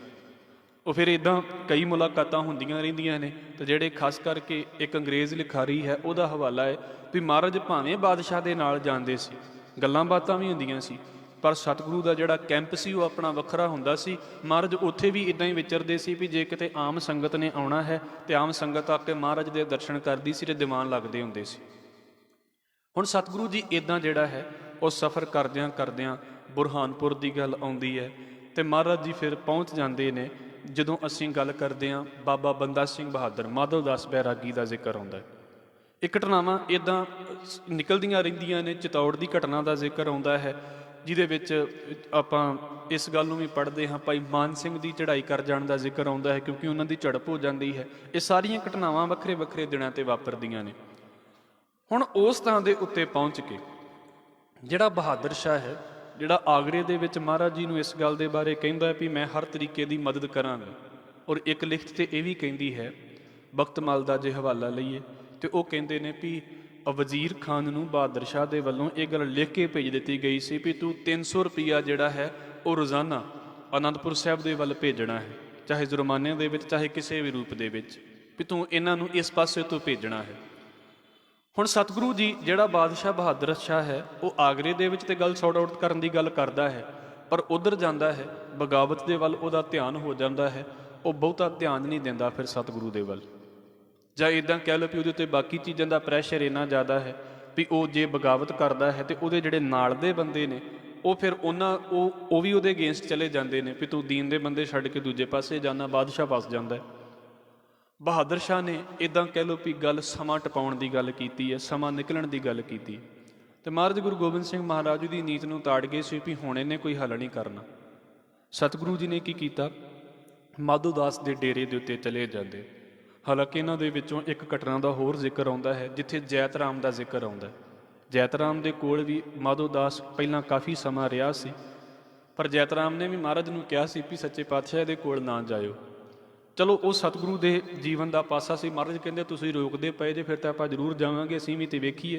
ਕਿਉਂਕਿ ਬਾਬਾ ਬੰਦਾ ਸਿੰਘ ਬਹਾਦਰ ਜਿਹੜਾ ਨਾ ਮਾਧੋ ਦਾਸ ਜਿਹੜਾ ਸੀ ਉਹ ਇਸ ਗੱਲ ਦੇ ਲਈ ਬੜਾ ਮਸ਼ਹੂਰ ਸੀ ਵੀ ਉਹਦਾ ਜਿਹੜਾ ਡੇਰਾ ਹੈ ਨਾ ਉਹਦੇ ਵਿੱਚ ਤਾਕਤਾਂ ਬਹੁਤ ਨੇ, ਉਹਦੇ ਕੋਲ ਤਾਕਤਾਂ ਬਹੁਤ ਨੇ। ਤੇ ਉਹਦਾ ਇੱਕ ਸਪੈਸ਼ਲ ਪਲੰਗ ਹੁੰਦਾ ਸੀ, ਬੈੱਡ ਹੁੰਦਾ ਸੀ, ਤੇ ਜੇ ਕੋਈ ਉਸ ਬੈੱਡ ਦੇ ਉੱਤੇ ਜਾ ਕੇ ਬੈਠਦਾ ਹੁੰਦਾ ਸੀ ਤੇ ਉਸ ਬੈੱਡ ਦੇ ਉੱਤੇ ਉਹ ਬਿਠਾ ਕੇ ਤੇ ਆਏ ਗਏ ਸਾਧੂ ਦੀ ਨਾ ਨਿਰਾਦਰੀ ਕਰਦਾ ਹੁੰਦਾ ਸੀ, ਬੇਇੱਜ਼ਤ ਕਰ ਦਿੰਦਾ ਹੁੰਦਾ ਸੀ। ਇਹ ਵੀ ਬੜੀ ਤਾਕਤ ਹੁੰਦੀ ਹੈ, ਜਿਹਦੇ ਪੱਲੇ ਤਾਕਤ ਹੋਵੇ ਨਾ ਉਹਨੂੰ ਲੱਗਦਾ ਵੀ ਮੈਂ ਦੂਜੇ ਨੂੰ ਨਿੱਠ ਕਰਕੇ ਰੱਖਾਂ। ਉਹ ਕਿਸੇ ਆਏ ਗਏ ਸਾਧੂ ਦੀ ਨਾ ਉਹ ਫਿਰ ਨਾ ਇੱਦਾਂ ਉਹਨਾਂ ਦੀ ਇੱਦਾਂ ਕਹਿ ਲਓ ਵੀ ਬੇਇੱਜ਼ਤੀ ਕਰਦਾ ਹੁੰਦਾ ਸੀ। ਹੁਣ ਸਾਧੂ ਦੀ ਬੇਇੱਜ਼ਤੀ ਹੋਵੇ ਤਾਂ ਦੁੱਖ ਲੱਗਦਾ ਹੁੰਦਾ ਸੀ। ਤੇ ਉਹਨਾਂ ਨੇ ਇਸ ਕਰਕੇ ਮਹਾਰਾਜ ਨੂੰ ਬੇਨਤੀ ਕੀਤੀ ਵੀ ਸੱਚੇ ਪਾਤਸ਼ਾਹ ਤੁਸੀਂ ਨਾ ਜਾਇਓ। ਮਹਾਰਾਜ ਕਹਿੰਦੇ ਕੋਈ ਨਹੀਂ, ਆਪਣਾ ਉਹਦੇ ਨਾਲ ਵੀ ਕੰਮ ਹੈ, ਆਪਾਂ ਜਾ ਕੇ ਮਿਲਦੇ ਹਾਂ ਉਹਨੂੰ। ਜੋ ਲਿਖਤਾਂ ਦਾ ਹਵਾਲਾ ਹੈ ਮੈਂ ਆਪ ਜੀ ਦੇ ਅੱਗੇ ਰੱਖਦਾ ਪਿਆ ਹਾਂ। ਮਹਾਰਾਜ ਜੀ ਉਹਦੇ ਆਸ਼ਰਮ ਦੇ ਵਿੱਚ ਗਏ, ਡੇਰੇ ਦੇ ਵਿੱਚ ਗਏ ਤੇ ਡੇਰੇ ਦੇ ਵਿੱਚ ਆਪ ਤੇ ਉਹ ਹੈ ਨਹੀਂ ਸੀ। ਤੇ ਮਹਾਰਾਜ ਜੀ ਉੱਥੇ ਜਾ ਕੇ ਤੇ ਉਹਦੇ ਜਿਹੜਾ ਮੰਜਾ ਸੀ, ਪਲੰਗ ਸੀ, ਉੱਥੇ ਜਾ ਕੇ ਬੈਠ ਗਏ। ਹੁਣ ਪਲੰਗ ਦੇ ਉੱਤੇ ਬੈਠਣਾ ਤੇ ਸੁਭਾਵਿਕ ਜੀ ਗੱਲ ਹੈ ਵੀ ਉਹਨੇ ਕੋਸ਼ਿਸ਼ ਤੇ ਕਰਨੀ ਸੀ ਨਾ ਵੀ ਮੈਂ ਗੁਰੂ ਗੋਬਿੰਦ ਸਿੰਘ ਮਹਾਰਾਜ ਦੇ ਨਾਲ ਵੀ ਉਹੀ ਹਾਲ ਕਰਾਂ ਜਿਹੜਾ ਮੈਂ ਬਾਕੀਆਂ ਦੇ ਨਾਲ ਕਰਦਾ ਪਿਆ। ਇਹਨੇ ਮਹਾਰਾਜ ਜੀ ਨੂੰ ਇੱਦਾਂ ਕਹਿ ਲਓ ਆਤਮਿਕ ਤਾਕਤ ਦੇ ਨਾਲ, ਕਿਸੇ ਵੀ ਤਾਕਤ ਦੇ ਨਾਲ ਬੜਾ ਉਠਾਉਣ ਦੀ ਕੋਸ਼ਿਸ਼ ਕੀਤੀ, ਬੜਾ ਉਠਾਇਆ ਵੀ ਉੱਠ ਪੈਣ ਸਤਿਗੁਰੂ। ਇਹ ਨਹੀਂ ਕੁਝ ਕਰ ਸਕਿਆ ਤੇ ਹਾਰ ਕੇ ਮਹਾਰਾਜ ਜੀ ਨੂੰ ਪੁੱਛਦਾ ਵੀ ਤੁਸੀਂ ਕੌਣ ਜੇ, ਮੈਂ ਤੁਹਾਨੂੰ ਪਛਾਣਿਆ ਨਹੀਂ। ਮਹਾਰਾਜ ਕਹਿੰਦੇ ਅਸੀਂ ਉਹੀ ਹਾਂ ਜਿਹੜੇ ਤੈਨੂੰ ਹਰਿਦੁਆਰ ਮਿਲੇ ਸੀ। ਉਦੋਂ ਇਹ ਆਪਣੇ ਗੁਰੂ ਦੇ ਚੇਲੇ ਦੇ ਰੂਪ ਦੇ ਵਿੱਚ ਸੀ। ਹਰਿਦੁਆਰ ਦੇ ਵਿੱਚ ਵੀ ਇਹਦੀ ਮੁਲਾਕਾਤ ਹੋਈ ਹੈ। ਕਈ ਲਿਖਾਰੀ ਇਹ ਵੀ ਲਿਖਦੇ ਨੇ ਵੀ ਬਚਪਨ ਦੇ ਵਿੱਚ ਵੀ ਮਹਾਰਾਜ ਨੂੰ ਮਿਲਿਆ ਹੈ। ਚਲੋ ਗੱਲ ਬਾਬਾ ਬੰਦਾ ਸਿੰਘ ਬਹਾਦਰ ਦੀ ਨਹੀਂ ਹੈ, ਗੱਲ ਸਤਿਗੁਰੂ ਦੀ ਚੱਲਦੀ ਪਈ ਹੈ। ਸਤਿਗੁਰੂ ਨੂੰ ਕਹਿੰਦਾ ਹੈ ਵੀ ਸੱਚੇ ਪਾਤਸ਼ਾਹ ਮੈਂ ਤੁਹਾਨੂੰ ਪਛਾਣਿਆ ਨਹੀਂ। ਮਹਾਰਾਜ ਕਹਿੰਦੇ ਅਸੀਂ ਉਹੀ ਹਾਂ ਜਿਹੜੇ ਤੈਨੂੰ ਹਰਿਦੁਆਰ ਮਿਲੇ ਸੀ। ਤੇ ਫਿਰ ਮਹਾਰਾਜ ਨੂੰ ਕਹਿੰਦਾ ਵੀ ਤੁਸੀਂ ਗੁਰੂ ਗੋਬਿੰਦ ਸਿੰਘ ਮਹਾਰਾਜ ਹੋ? ਕਹਿੰਦਾ ਹਾਂਜੀ। ਤੇ ਸਤਿਗੁਰੂ ਕਹਿੰਦੇ ਭਾਈ ਅਸੀਂ ਤੈਨੂੰ ਲੈਣ ਦੇ ਲਈ ਆਏ ਹਾਂ। ਤੇ ਮਹਾਰਾਜ ਨੂੰ ਕਹਿੰਦਾ ਵੀ ਸੱਚੇ ਪਾਤਸ਼ਾਹ ਬਸ ਜੇ ਤੁਸੀਂ ਮੈਨੂੰ ਲੈਣ ਆਏ ਹੋ ਤਾਂ ਮੈਂ ਤੁਹਾਡਾ। ਉਹਦਾ ਉਦਾਸੀ ਸਾਧੂ ਵਾਲਾ ਜਿਹੜਾ ਰੂਪ ਸੀ ਨਾ ਉਹ ਮਹਾਰਾਜ ਨੇ ਬਦਲਿਆ ਹੈ ਉੱਥੇ। ਹਾਲਾਂਕਿ ਇੱਕ ਘਟਨਾ ਦਾ ਜ਼ਿਕਰ ਇਹ ਵੀ ਆਉਂਦਾ ਹੈ ਵੀ ਉਹਦਾ ਡੇਰਾ ਸੀ, ਵੈਸ਼ਨਵ ਸਾਧ ਦਾ ਡੇਰਾ ਸੀ, ਤੇ ਵੈਸੇ ਹੀ ਬੜੀਆਂ ਨੱਕ ਚੜਾਉਂਦੇ ਨੇ ਇਹਨਾਂ ਚੀਜ਼ਾਂ ਦੇ ਉੱਤੋਂ। ਤੇ ਮਹਾਰਾਜ ਨੇ ਉਹਦੇ ਦਰਬਾਰ ਦੇ ਵਿੱਚ ਸਿੰਘਾਂ ਨੇ ਜਾ ਕੇ ਤੇ ਝਟਕਾ ਕੀਤਾ ਸੀ। ਤੂੰ ਇਸ ਗੱਲ ਤੋਂ ਬੜਾ ਖਿਜਿਆ ਸੀ ਵੀ ਤੁਸੀਂ ਸਾਧੂਆਂ ਦਾ ਜਿਹੜਾ ਡੇਰਾ ਹੈ ਨਾ ਉਹਦੇ ਵਿੱਚ ਤੁਸੀਂ ਜਾਨਵਰ ਮਾਰ ਦਿੱਤਾ ਆ ਕਿ ਝਟਕਾ ਕਰ ਦਿੱਤਾ। ਗੰਡਾ ਸਿੰਘ ਉਹਨਾਂ ਨੇ ਵੀ ਇਸ ਗੱਲ ਦਾ ਹਵਾਲਾ ਦਿੱਤਾ। ਤੇ ਮਹਾਰਾਜ ਕਹਿੰਦੇ ਵੀ ਮੈਨੂੰ ਇਹ ਦੱਸ ਵੀ ਇੱਕ ਜਾਨਵਰ ਮਰਿਆ, ਤੇਰੀ ਆਤਮਾ ਕੁਰਲਾ ਉੱਠੀ ਹੈ ਤੇ ਹਿੰਦੁਸਤਾਨ ਦੇ ਵਿੱਚ ਵੇਖ ਕਿੱਥੇ ਬੰਦੇ ਸਬੂਤੇ ਮਾਰ ਦਿੱਤੇ ਜਾਂਦੇ ਨੇ, ਤੁਹਾਡੀਆਂ ਆਤਮਾਵਾਂ ਉਦੋਂ ਕਿਉਂ ਨਹੀਂ ਕੁਰਲਾਉਂਦੀਆਂ? ਇੱਕ ਜਾਨਵਰ ਦੇ ਮਰਨ ਦੇ ਨਾਲ ਤੇ ਤੁਹਾਨੂੰ ਇੰਨਾ ਦੁੱਖ ਹੋ ਜਾਂਦਾ ਤੇ ਜਿੱਥੇ ਬੰਦੇ ਮਾਰ ਦਿੱਤੇ ਜਾਂਦੇ ਨੇ ਉੱਥੇ ਤੁਹਾਨੂੰ ਕੋਈ ਦੁੱਖ ਨਹੀਂ ਹੁੰਦਾ। ਫਿਰ ਮਹਾਰਾਜ ਨੇ ਦੱਸਿਆ ਉਹਨੂੰ ਵੀ ਆਹ ਚੱਕਰ ਵਰਤਦਾ ਪਿਆ ਹੈ। ਇਹ ਗੱਲ ਅਸਲ ਦੇ ਵਿੱਚ ਇਕੱਲੇ ਬਾਬਾ ਬੰਦਾ ਸਿੰਘ ਬਹਾਦਰ ਦੀ ਨਹੀਂ ਸੀ, ਇਹ ਟੋਟਲ ਉਹਨਾਂ ਉਦਾਸੀਆਂ ਦੀ, ਸਾਧੂਆਂ ਦੀ ਗੱਲ ਸੀ ਵੀ ਜਿਹੜੇ ਕੀੜੀ ਮਾਰਨ ਦੇ ਉੱਤੇ ਤੇ ਬੜਾ ਦੁੱਖ ਮਨਾਉਂਦੇ ਨੇ ਤੇ ਬੰਦਿਆਂ ਨੂੰ ਭਾਵੇਂ ਸਬੂਤੇ ਮਾਰ ਦਿੱਤਾ ਜਾਵੇ ਕੋਈ ਨਹੀਂ ਬੋਲਦਾ। ਇਹ ਉਹਨਾਂ ਦੇ ਲਈ ਗੱਲ ਸੀ ਮਹਾਰਾਜ ਜੀ ਦੀ ਵੀ ਵੇਖੋ ਉੱਦਾਂ ਤੁਸੀਂ ਸਾਰੀ ਜ਼ਿੰਦਗੀ ਪਿਆਜ਼ ਨਹੀਂ ਖਾਂਦੇ, ਲਸਣ ਨਹੀਂ ਖਾਂਦੇ, ਵੀ ਅਸੀਂ ਧਾਰਮਿਕ ਹੋ ਗਏ ਹਾਂ, ਤੇ ਜਿਹੜੇ ਵੇਖੋ ਧੱਕੇ ਕਰ ਕਰਕੇ ਲੋਕਾਂ ਦਾ ਹੱਕ ਖਾਈ ਜਾਂਦੇ ਨੇ, ਤੁਸੀਂ ਉਹਨਾਂ ਨੂੰ ਕਿਉਂ ਨਹੀਂ ਕੁਝ ਕਹਿੰਦੇ? ਮਹਾਰਾਜ ਨੇ ਸਮਝਾਇਆ ਸੀ ਅਸਲ ਦੇ ਵਿੱਚ ਇਹ ਤਰੀਕਾ। ਹੋਇਆ ਇਹ ਮਹਾਰਾਜ ਨੇ ਜਦੋਂ ਸਾਰਾ ਵੇਰਵਾ ਦੱਸ ਦਿੱਤਾ ਨਾ ਵੀ ਗੁਰੂ ਅਰਜਨ ਸਾਹਿਬ ਸੱਚੇ ਪਾਤਸ਼ਾਹ ਨੇ ਇਹਨਾਂ ਨਾਲ ਆਹ ਕੀਤਾ ਹੈ, ਇਹਨਾਂ ਨੇ ਸਤਿਗੁਰੂ ਗੁਰੂ ਹਰਗੋਬਿੰਦ ਸਾਹਿਬ ਮਹਾਰਾਜ ਨਾਲ, ਗੁਰੂ ਤੇਗ ਬਹਾਦਰ ਸਾਹਿਬ ਮਹਾਰਾਜ ਦੇ ਨਾਲ ਆਹ ਕੀਤਾ ਹੈ, ਚਮਕੌਰ ਦੇ ਵਿੱਚ ਆਹ ਵਾਪਰਿਆ।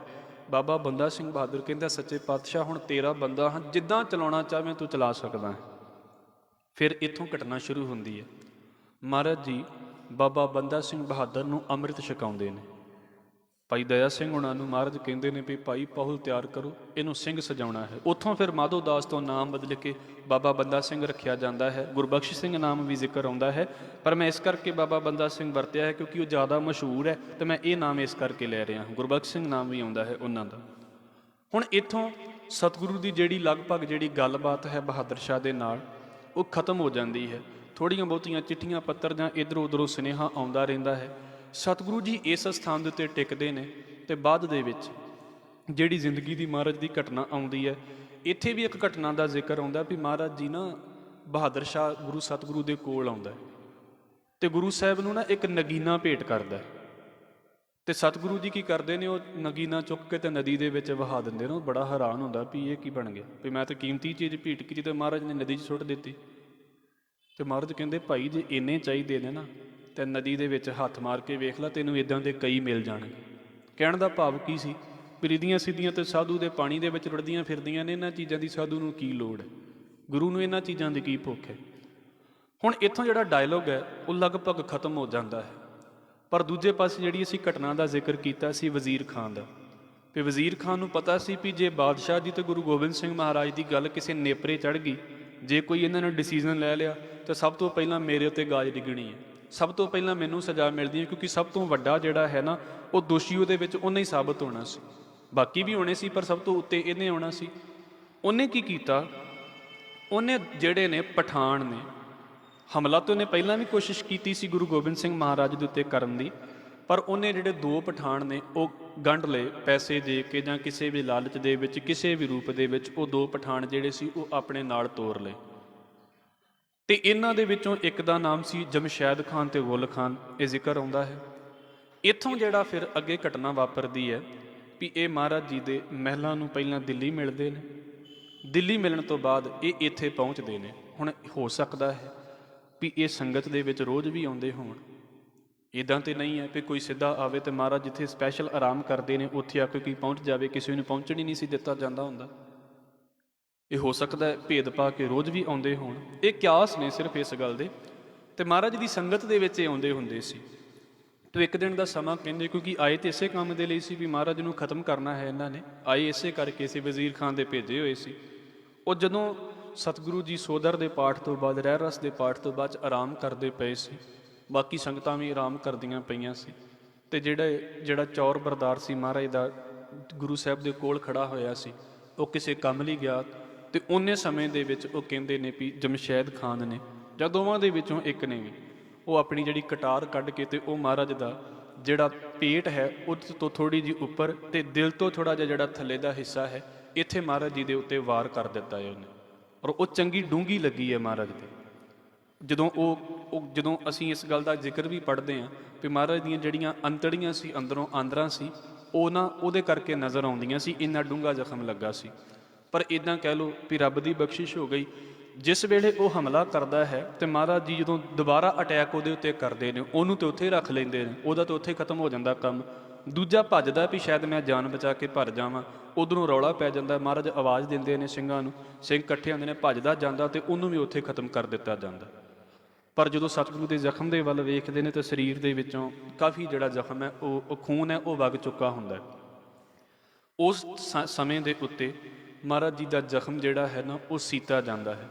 ਬਹਾਦਰ ਸ਼ਾਹ ਦੇ ਵੱਲੋਂ ਵੀ ਜਦੋਂ ਬਹਾਦਰ ਸ਼ਾਹ ਨੂੰ ਖਬਰ ਪਹੁੰਚਦੀ ਹੈ ਵੀ ਮਹਾਰਾਜ ਦੇ ਉੱਤੇ ਅਟੈਕ ਹੋ ਗਿਆ, ਅਤੇ ਉਹ ਜੋ ਉਹਨਾਂ ਦੀਆਂ ਲਿਖਤਾਂ ਨੇ ਉਹ ਇਸ ਗੱਲ ਨੂੰ ਕਹਿੰਦੀਆਂ ਨੇ ਵੀ ਉਸ ਵੇਲੇ ਇੱਕ ਅੰਗਰੇਜ਼ ਜਿਹੜਾ ਉਸ ਵੇਲੇ ਸਰਜਨ ਹੈ, ਉਹ ਮਹਾਰਾਜ ਜੀ ਦੇ ਇਲਾਜ ਦੇ ਲਈ ਬਹਾਦਰ ਸ਼ਾਹ ਦੇ ਵੱਲੋਂ ਭੇਜਿਆ ਜਾਂਦਾ, ਮਿਸਟਰ ਕੋਲ ਉਹਦਾ ਨਾਮ ਹੈ, ਉਹਨੂੰ ਭੇਜਿਆ ਜਾਂਦਾ। ਮਹਾਰਾਜ ਦਾ ਜ਼ਖਮ ਸੀਤਾ ਜਾਂਦਾ ਅਤੇ ਇੱਦਾਂ ਕਹਿ ਲਓ ਵੀ 10ਵੇਂ ਕੁ ਦਿਨ ਬਾਅਦ ਉਹ ਸਰਜਨ ਕਹਿੰਦਾ ਸੀ ਵੀ 10 ਕੁ ਦਿਨਾਂ ਬਾਅਦ ਮੈਂ ਮਹਾਰਾਜ ਜੀ ਦਾ ਇਸ਼ਨਾਨ ਕਰਵਾ ਦੇਵਾਂਗਾ। ਕੋਈ ਸਾਨੂੰ ਵੀ ਪਤਾ ਵੀ ਆਪਰੇਸ਼ਨ ਹੋਇਆ ਹੋਵੇ ਅਤੇ ਜਿਹੜਾ ਹੈ ਇਸ਼ਨਾਨ ਨਹੀਂ ਕੀਤਾ ਜਾ ਸਕਦਾ ਨਾ, ਉਹ ਕਹਿੰਦਾ ਮੈਂ 10ਵੇਂ ਕੁ ਦਿਨ ਬਾਅਦ ਇਸ਼ਨਾਨ ਕਰਵਾ ਦੇਵਾਂਗਾ, ਮਤਲਬ ਇਹ ਜਿਹੜਾ ਇਲਾਜ ਹੋ ਜਾਵੇਗਾ, ਠੀਕ ਹੋ ਜਾਵੇਗਾ। ਚਲੋ ਉਹ ਸਮਾਂ ਬਣਿਆ, ਜ਼ਖਮ 10 ਦਿਨਾਂ ਬਾਅਦ 15 ਦਿਨਾਂ ਬਾਅਦ ਇੱਦਾਂ ਕਹਿ ਲਓ ਵੀ ਜ਼ਖਮ ਭਰ ਗਿਆ, ਸਾਰਾ ਠੀਕ ਹੋ ਗਿਆ, ਪਰ ਅੰਦਰ ਜਿਹੜਾ ਜ਼ਖਮ ਡੂੰਘਾ ਹੋਣ ਕਰਕੇ ਪੂਰਾ ਠੀਕ ਨਹੀਂ ਸੀ ਹੋਇਆ। ਅਤੇ ਉਸੇ ਫਿਰ ਵਿੱਚ ਇੱਕ ਘਟਨਾ ਦਾ ਜ਼ਿਕਰ ਆਉਂਦਾ ਵੀ ਕਮਾਨ ਚੜ੍ਹਾਉਣਾ ਸੀ, ਅਤੇ ਉਹ ਕਮਾਨ ਜਿਹੜਾ ਸੀ ਉਹ ਇੰਨਾ ਭਾਰਾ ਸੀ ਵੀ ਹਰ ਕੋਈ ਚੜ੍ਹਾ ਨਹੀਂ ਸੀ ਸਕਦਾ, ਔਰ ਜਿਹਨੇ ਚੜ੍ਹਾਉਣਾ ਹੋਵੇ ਉਹਨੂੰ ਪਤਾ ਹੈ ਵੀ ਉਹਨੂੰ ਚਿੱਲਾ ਚੜ੍ਹਾਉਣ ਲੱਗਿਆ ਖਿੱਚਣਾ ਪੈਂਦਾ ਹੈ, ਤੇ ਖਿੱਚਣ ਲੱਗਿਆਂ ਬਾਹਾਂ ਦਾ ਵੀ ਜ਼ੋਰ ਲੱਗੇਗਾ, ਪੇਟ ਦਾ ਵੀ ਜ਼ੋਰ ਲੱਗਦਾ, ਸਾਰੀ ਬੋਡੀ ਦਾ ਜ਼ੋਰ ਲੱਗਦਾ ਉਹਦੇ ਵਿੱਚ। ਉਹ ਜਦੋਂ ਸਤਿਗੁਰੂ ਜੀ ਚਿੱਲਾ ਚੜਾਉਣ ਲੱਗੇ ਨੇ ਤੇ ਜਿਹੜੇ ਅੰਦਰ ਦੇ ਜ਼ਖਮ ਸੀ ਉਹ ਦੁਬਾਰਾ ਅੱਲੇ ਹੋ ਗਏ ਨੇ, ਉਹ ਫੇਰ ਹਰੇ ਹੋਏ ਨੇ। ਉਹ ਫੇਰ ਜਿਹੜਾ ਜ਼ਖਮ ਉੱਪਰੋਂ ਤੇ ਠੀਕ ਨਜ਼ਰ ਆ ਰਿਹਾ ਸੀ, ਪਰ ਉਹ ਜ਼ਖਮ ਦੇ ਨਾਲ ਫੇਰ ਜਿਹੜਾ ਹੈ ਉੱਥੋਂ ਖੂਨ ਨਿਕਲਣਾ ਸ਼ੁਰੂ ਹੋ ਗਿਆ। ਜਦੋਂ ਦੁਬਾਰਾ ਖੂਨ ਨਿਕਲਣਾ ਸ਼ੁਰੂ ਹੋਇਆ ਹੈ ਤੇ ਫਿਰ ਮਹਾਰਾਜ ਨੇ ਸੰਗਤ ਨੂੰ ਕਿਹਾ ਹੈ ਵੀ ਮਹਾਰਾਜ, ਸੰਗਤ ਨੇ ਫਿਰ ਸੋਚਿਆ ਵੀ ਸੱਚੇ ਪਾਤਸ਼ਾਹ ਕੋਈ ਨਹੀਂ ਆਪਾਂ ਇਲਾਜ ਕਰਵਾ ਦਿੰਦੇ ਹਾਂ। ਤੇ ਮਹਾਰਾਜ ਕਹਿੰਦੇ ਵੀ ਨਹੀਂ, ਹੁਣ ਇਹ ਇਲਾਜ ਨਹੀਂ ਹੋਵੇਗਾ, ਜਿੱਦਾਂ ਮਾਲਕ ਨੂੰ ਮਨਜ਼ੂਰ ਹੈ ਉਹ ਵੀ ਹੋਵੇਗਾ, ਕਿਉਂਕਿ ਅੰਦਰ ਜ਼ਖਮ ਜਿਹੜਾ ਸੀ ਉਹ ਡੂੰਘਾ ਸੀ, ਅਜੇ ਪੂਰੀ ਤਰ੍ਹਾਂ ਠੀਕ ਨਹੀਂ ਸੀ ਹੋਇਆ। ਤੇ ਮਹਾਰਾਜ ਗੁਰੂ ਗੋਬਿੰਦ ਸਿੰਘ ਸੱਚੇ ਪਾਤਸ਼ਾਹ ਜੀ ਸੰਗਤ ਨੂੰ ਇਕੱਠਾ ਕਰਦੇ ਨੇ। ਗੁਰੂ ਗੋਬਿੰਦ ਸਿੰਘ ਸੱਚੇ ਪਾਤਸ਼ਾਹ ਜੀ ਫਿਰ ਸੰਗਤ ਨੂੰ ਜਿਹੜਾ ਹੁਕਮ ਕਰਦੇ ਨੇ, ਸੰਗਤ ਦਾ ਸੁਭਾਵਿਕ ਹੀ ਸਵਾਲ ਹੋਣਾ ਹੀ ਸੀ ਵੀ ਮਹਾਰਾਜ ਜੀ ਵੀ ਜੇ ਤੁਸੀਂ ਚਲੇ ਗਏ ਤਾਂ ਤੁਹਾਡੇ ਤੋਂ ਬਾਅਦ ਅਸੀਂ ਆਪਣਾ ਗੁਰੂ ਕਿਹਨੂੰ ਮੰਨਣਾ ਹੈ। ਸੁਭਾਵਿਕ ਜੀ ਗੱਲ ਸੀ, ਕਿਉਂਕਿ ਉਹਨਾਂ ਨੇ 9 ਸਤਿਗੁਰਾਂ ਦੇ ਵਾਰੀ ਇਹ ਘਟਨਾ ਵੇਖ ਲਈ ਸੀ। ਤੇ ਮਹਾਰਾਜ ਕਹਿੰਦੇ ਵੀ ਨਹੀਂ, ਹੁਣ ਜਿਹੜਾ ਸਰੀਰ ਦਾ ਗੁਰੂ ਮੰਨਣਾ ਹੈ ਨਾ, ਉਹ ਪਰੰਪਰਾ ਬੰਦ ਹੈ। ਅੱਜ ਤੋਂ ਤੁਹਾਡਾ ਗੁਰੂ ਸ਼ਬਦ ਗੁਰੂ ਹੈ, ਜਿਹਨੂੰ ਅਸੀਂ ਹੁਣ ਵੀ ਪੜ੍ਹਦੇ ਹਾਂ, ਸਭ ਸਿੱਖਣ ਕੋ ਹੁਕਮ ਹੈ ਗੁਰੂ ਮਾਨਿਓ ਗ੍ਰੰਥ। ਹੁਣ ਤੁਸੀਂ ਸਰੀਰ ਨੂੰ ਗੁਰੂ ਨਹੀਂ ਮੰਨਣਾ, ਹੁਣ ਤੁਹਾਡਾ ਗੁਰੂ ਗ੍ਰੰਥ ਹੈ। ਪਰ ਆ ਜਿਹੜਾ ਪੰਥ ਹੈ ਨਾ, ਇਹਦੇ ਵਿੱਚ ਜੁਗਤੀ ਹੈ। ਜੋ ਗੁਰੂ ਗ੍ਰੰਥ ਸਾਹਿਬ ਮਹਾਰਾਜ ਕਹਿੰਦਾ ਹੈ ਪੰਥ ਉਹਨੂੰ ਕਰਕੇ ਵਿਖਾਵੇ, ਤੇ ਇਸ ਕਰਕੇ ਜੋਤ ਗ੍ਰੰਥ ਦੇ ਵਿੱਚ ਤੇ ਜਿਹੜੀ ਜੁਗਤ ਹੈ ਉਹ ਪੰਥ ਦੇ ਵਿੱਚ ਹੋਵੇ, ਪੰਥ ਉੱਦਾਂ ਜੀਵੇ। ਇਹ ਸਤਿਗੁਰੂ ਦੇ ਦਰਸ਼ਨ ਨੇ। 3 ਰੂਪ ਨੇ ਮੇਰੇ, ਨਿਰਗੁਣ, ਸਰਗੁਣ ਤੇ ਸ਼ਬਦ। ਭਾਈ ਨੰਦ ਲਾਲ ਜੀ ਨੂੰ ਉਪਦੇਸ਼ ਵੀ ਇੱਕ ਨਿਰਗੁਣ ਸਰੂਪ ਹੈ ਜਿਹਦੇ ਵਿੱਚ ਤੇ ਕੁਝ ਵੀ ਨਹੀਂ ਹੈ, ਸਰਗੁਣ ਦੇ ਵਿੱਚ ਜੋ ਸਰੀਰ ਸਾਹਮਣੇ ਹੈ, ਸ਼ਬਦ ਸਰੂਪ ਗੁਰੂ ਗੋਬਿੰਦ ਸਿੰਘ ਸੱਚੇ ਪਾਤਸ਼ਾਹ ਜੀ ਦਾ ਗੁਰੂ ਗ੍ਰੰਥ ਸਾਹਿਬ ਮਹਾਰਾਜ ਦੀ ਬਾਣੀ। ਮਹਾਰਾਜ ਕਹਿੰਦੇ ਜਿਹਨੇ ਸਾਡੇ ਨਾਲ ਗੱਲਾਂ ਕਰਨੀਆਂ ਨੇ ਉਹ ਆ ਕੇ ਤੇ ਗੁਰੂ ਗ੍ਰੰਥ ਸਾਹਿਬ ਮਹਾਰਾਜ ਦੀ ਬਾਣੀ ਪੜ੍ਹੇ, ਇਹ ਸਾਡੇ ਨਾਲ ਗੱਲਾਂ ਨੇ। ਸਤਿਗੁਰੂ ਗੁਰੂ ਗੋਬਿੰਦ ਸਿੰਘ ਮਹਾਰਾਜ ਜੀ ਗੁਰੂ ਗ੍ਰੰਥ ਸਾਹਿਬ ਸੱਚੇ ਪਾਤਸ਼ਾਹ ਨੂੰ ਗੁਰਤਾ ਗੱਦੀ ਭੇਟ ਕਰਦੇ ਨੇ। ਤੇ ਮਹਾਰਾਜ ਜੀ ਇੱਥੋਂ ਫਿਰ 1708 ਕੱਤਕ ਸੁਦੀ 5 ਦਾ ਜਿਹੜਾ ਜ਼ਿਕਰ ਆਉਂਦਾ ਹੈ, 1708 ਦੇ ਵਿੱਚ ਮਹਾਰਾਜ ਜੀ ਜੋਤੀ ਜੋਤ ਸਮਾ ਜਾਂਦੇ ਨੇ। ਤੇ ਇੱਥੇ ਫਿਰ ਭਾਈ ਦਇਆ ਸਿੰਘ ਤੇ ਰਾਜਾ ਮਜਲਸ ਰਾਏ, ਇਹ ਮਹਾਰਾਜ ਜੀ ਦਾ ਜਿਹੜਾ ਅੰਤਿਮ ਸੰਸਕਾਰ ਦੀ ਮਰਿਆਦਾ ਹੈ ਇਹ ਨਿਭਾਉਂਦੇ ਨੇ। ਇਹ ਹਵਾਲਾ ਪਿਆਰਾ ਸਿੰਘ ਪਦਮ ਹੋਣਾ ਦਾ ਹੈ। ਮਹਾਰਾਜ ਜੀ ਦੇ ਅੰਤਿਮ ਸੰਸਕਾਰ ਦੀ ਮਰਿਆਦਾ ਨਿਭਾਈ ਜਾਂਦੀ ਹੈ। ਔਰ ਨਾਲ ਮੈਂ ਇਹ ਬੇਨਤੀ ਕਰ ਦੇਵਾਂ, ਜਿੱਦਾਂ ਸਾਡੀਆਂ ਘਟਨਾਵਾਂ ਦੇ ਵਿੱਚ ਜ਼ਿਕਰ ਆਉਂਦਾ, ਗਿਆਨੀ ਗਿਆਨ ਸਿੰਘ ਹੋਣਾ ਨੇ ਇਸ ਗੱਲ ਦਾ ਜ਼ਿਕਰ ਕੀਤਾ ਵੀ ਮਹਾਰਾਜ ਜੀ ਘੋੜੇ ਸਮੇਤ ਹੀ ਚਲੇ ਗਏ। ਇੱਦਾਂ ਦੀ ਖੇਡ ਨਹੀਂ ਹੈ। ਸਤਿਗੁਰੂ ਕਹਿੰਦੇ ਨੇ ਉਹ ਅਸਲ ਦੇ ਵਿੱਚ ਜਦੋਂ ਸਾਡੇ ਕੋਲ ਹਵਾਲਿਆਂ ਦਾ ਘਾਟਾ ਸੀ ਤੇ ਉਹਨਾਂ ਨੇ ਇਸ ਪਾਸੇ ਤੇ ਬੋਲਿਆ, ਨਾਲੇ ਸਤਿਗੁਰੂ ਦੇ ਪ੍ਰਤੀ ਸ਼ਰਧਾ ਉਹਨਾਂ ਦੀ ਇੱਦਾਂ ਸੀ ਕਿ ਉਹਨਾਂ ਨੇ ਆਮ ਇਨਸਾਨ ਬਣਾ ਕੇ ਪੇਸ਼ ਹੀ ਨਹੀਂ ਕੀਤਾ। ਆਮ ਦਾ ਮਤਲਬ ਇਹ ਨਹੀਂ ਵੀ ਅਸੀਂ ਆਮ ਜਿਹਾ ਕਰ ਦਿੱਤਾ, ਪਰ ਆਮ ਦਾ ਮਤਲਬ ਇਹ ਵੀ ਜਿੱਦਾਂ ਬਾਕੀ ਸਤਿਗੁਰੂ ਦੇ ਗੁਰੂ ਹਰਗੋਬਿੰਦ ਸਾਹਿਬ ਸੱਚੇ ਪਾਤਸ਼ਾਹ ਜੀ ਦੇ ਸਰੀਰ ਦਾ ਸੰਸਕਾਰ ਹੋਇਆ ਹੈ, ਸਤਿਗੁਰੂ ਗੁਰੂ ਹਰਿਰਾਏ ਸਾਹਿਬ ਮਹਾਰਾਜ ਜੀ ਦੇ ਸਰੀਰ ਦਾ ਸੰਸਕਾਰ ਹੋਇਆ। ਸਭ ਤੋਂ ਵੱਡੀ ਗੱਲ ਗੁਰੂ ਤੇਗ ਬਹਾਦਰ ਸਾਹਿਬ ਮਹਾਰਾਜ ਜੀ ਦਾ ਹਵਾਲਾ ਸਾਡੇ ਕੋਲ ਹੈ ਵੀ ਭਾਈ ਲੱਖੀ ਸ਼ਾਹ ਜਿਹੜੇ ਨੇ ਉਹਨਾਂ ਨੇ ਆਪਣੇ ਘਰ ਨੂੰ ਜਿਹੜਾ ਅੱਗ ਲਗਾ ਕੇ ਤੇ ਮਹਾਰਾਜ ਜੀ ਦੇ ਸਰੀਰ ਦਾ ਜਿਹੜਾ ਧੜ ਦਾ ਸੰਸਕਾਰ ਕੀਤਾ ਹੈ। ਤੇ ਫਿਰ ਗੁਰੂ ਗੋਬਿੰਦ ਸਿੰਘ ਮਹਾਰਾਜ ਦੇ ਸੰਸਕਾਰ ਦੇ ਵਾਰੀ ਅਸੀਂ ਕਿਉਂ ਨਹੀਂ ਇਸ ਗੱਲ ਨੂੰ ਸਵੀਕਾਰ ਕਰ ਪਾਉਂਦੇ? ਕੀ ਦਿੱਕਤ ਹੈ ਇਸ ਗੱਲ ਦੇ ਵਿੱਚ? ਸਤਿਗੁਰੂ ਕਹਿੰਦੇ ਕੱਪੜ ਰੂਪ ਸੁਹਾਵਣਾ, ਛੱਡ ਦੁਨੀਆ ਅੰਦਰ ਜਾਵਣਾ। ਵੀ ਇਹ ਤੇ ਸਰੀਰ ਦਾ ਜਿਹੜਾ ਕੱਪੜਾ ਹੈ, ਰੂਪ ਦਾ ਕੱਪੜਾ ਹੈ, ਇਹ ਤਾਂ ਦੁਨੀਆ ਦੇ ਵਿੱਚ ਹੀ ਛੱਡ ਕੇ ਚਲੇ ਜਾਣਾ ਹੈ। ਇਸ ਕਰਕੇ ਸਰੀਰ ਮਹਾਰਾਜ ਵੀ ਇੱਥੇ ਛੱਡ ਕੇ ਚਲੇ ਗਏ ਨੇ। ਸਤਿਗੁਰੂ ਗੁਰੂ ਗੋਬਿੰਦ ਸਿੰਘ ਮਹਾਰਾਜ ਜੀ ਜਿਹੜੇ ਨੇ ਉਹ ਫਿਰ ਜੋਤੀ ਜੋਤ ਸਮਾ ਜਾਂਦੇ ਨੇ 1708 ਦੇ ਵਿੱਚ। ਬਾਅਦ ਦੇ ਵਿੱਚ ਇੱਕ ਘਟਨਾ ਦੇ ਜ਼ਿਕਰ ਆਉਂਦੇ ਨੇ ਵੀ ਬਾਬਾ ਬੰਦਾ ਸਿੰਘ ਬਹਾਦਰ ਨੂੰ ਮਹਾਰਾਜ ਜੀ ਆਪਣੇ ਚਲਾਣੇ ਤੋਂ ਪਹਿਲਾਂ ਹੀ ਭਾਈ ਭਗਵੰਤ ਸਿੰਘ ਬੰਗੇਸ਼ਰੀ ਜਿਹੜੇ ਨੇ ਉਹਨਾਂ ਦੇ ਟਾਂਡੇ ਦੇ ਨਾਲ ਪੰਜਾਬ ਵੱਲ ਨੂੰ ਭੇਜਦੇ ਨੇ। ਤੇ ਮਹਾਰਾਜ ਜੀ ਦੇ ਇੱਦਾਂ ਕਹਿ ਲਓ ਵੀ ਜੋਤੀ ਜੋਤ ਸਮਾਉਣ ਤੋਂ ਲਗਭਗ 8 ਦੇ ਵਿੱਚ ਸਤਿਗੁਰੂ ਜੀ ਜੋਤੀ ਜੋਤ ਸਮਾਉਂਦੇ ਨੇ ਤੇ 1710 ਦੇ ਵਿੱਚ ਬਾਬਾ ਬੰਦਾ ਸਿੰਘ ਬਹਾਦਰ ਦੇ ਵੱਲੋਂ ਸਰਹੰਦ ਜਿੱਤ ਲਈ ਜਾਂਦੀ ਹੈ।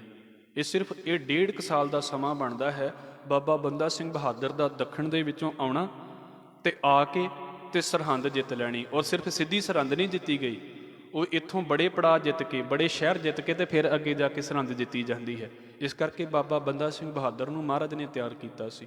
ਉਸ ਸੂਰਮੇ ਦੀ ਵੀ ਬੜੀ ਕਰਨੀ ਹੈ। ਸਤਿਗੁਰੂ ਗੁਰੂ ਗੋਬਿੰਦ ਸਿੰਘ ਮਹਾਰਾਜ ਜੀ ਇੱਦਾਂ ਜਿਹੜੇ ਨੇ ਉਹ ਜੋਤੀ ਜੋਤ ਸਮਾਉਂਦੇ ਨੇ। ਪਠਾਣਾ ਦੇ ਵੱਲੋਂ ਮਹਾਰਾਜ ਦੇ ਉੱਤੇ ਹਮਲਾ ਕੀਤਾ ਗਿਆ ਸੀ ਤੇ ਸਤਿਗੁਰੂ ਜੀ ਉਹਦੇ ਕਰਕੇ ਜਿਹੜਾ ਹੈ ਉਹ ਸਰੀਰ ਤੇ ਜ਼ਖਮ ਲੱਗੇ ਸੀ, ਜਿਹਦੇ ਕਰਕੇ ਮਹਾਰਾਜ ਜੀ ਜੋਤੀ ਜੋਤ ਸਮਾਉਂਦੇ ਨੇ। ਸਤਿਗੁਰੂ ਜੀ ਦਾ ਅੱਜ ਜੋਤੀ ਜੋਤ ਦਿਵਸ ਹੈ। ਫਿਰ ਮਹਾਰਾਜ ਜੀ ਦੀ ਉਹੀ ਸਿੱਖਿਆ ਕਿ ਭਾਈ ਗੁਰੂ ਗ੍ਰੰਥ ਸਾਹਿਬ ਸੱਚੇ ਪਾਤਸ਼ਾਹ ਦੇ ਲੜ ਲੱਗਣਾ ਹੈ। ਸਰੀਰ ਦੀ ਪੂਜਾ ਨਹੀਂ, ਸਰੀਰ ਦੀ ਸਤਿਕਾਰ ਕਰੋ, ਸੰਗਤ ਦਾ ਸਤਿਕਾਰ ਕਰੋ, ਜਿੰਨਾ ਹੋ ਸਕੇ ਓਨਾ ਥੋੜਾ ਹੈ। ਪਰ ਸੇਵਾ ਕਲੀ ਗੁਰੂ ਗ੍ਰੰਥ ਸਾਹਿਬ ਮਹਾਰਾਜ ਦੀ, ਮੰਨਣਾ ਕੇਵਲ ਤੇ ਕੇਵਲ ਗੁਰੂ ਗ੍ਰੰਥ ਸਾਹਿਬ ਸੱਚੇ ਪਾਤਸ਼ਾਹ ਨੂੰ ਹੈ। ਸਤਿਗੁਰੂ ਜੀ ਕਿਰਪਾ ਕਰਨ ਦੀ ਆਪ ਜੀ ਦੇ ਚਰਨਾਂ 'ਚ ਬੇਨਤੀ ਕਰਦੇ ਹਾਂ। ਹੋਈਆਂ ਭੁੱਲਾਂ ਦੀ ਖਿਮਾ, ਫਤਿਹ ਨਾਲ ਸਾਂਝ ਪਾਓ ਜੀ। ਵਾਹਿਗੁਰੂ ਜੀ ਕਾ ਖਾਲਸਾ ਵਾਹਿਗੁਰੂ ਜੀ ਕੀ ਫਤਿਹ।